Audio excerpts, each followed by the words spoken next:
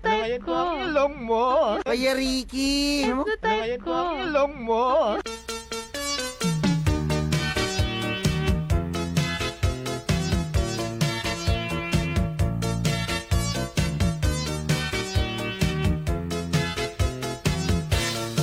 Anim na minuto bago sumabit ngayon ang 5 ng magandang afternoon.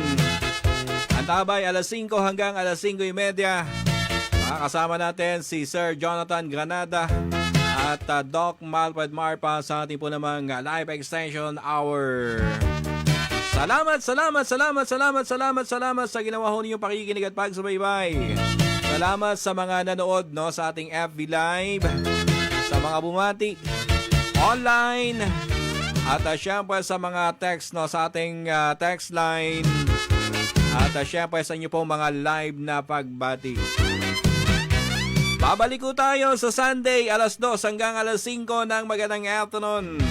Dito lamang sa 101.7 Radyo Natin FM.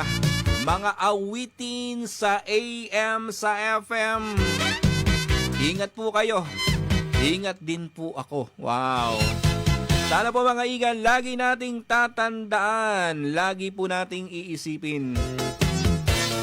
Anumang mga suliranin, ito po'y may kaakibat na solusyon. Kung may dilim ay may liwanag.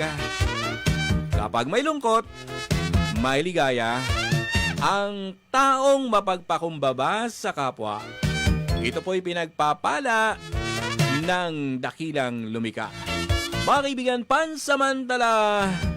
pansamantalang iiwanan ang mga mahalagang mga katagang I love you, I love you.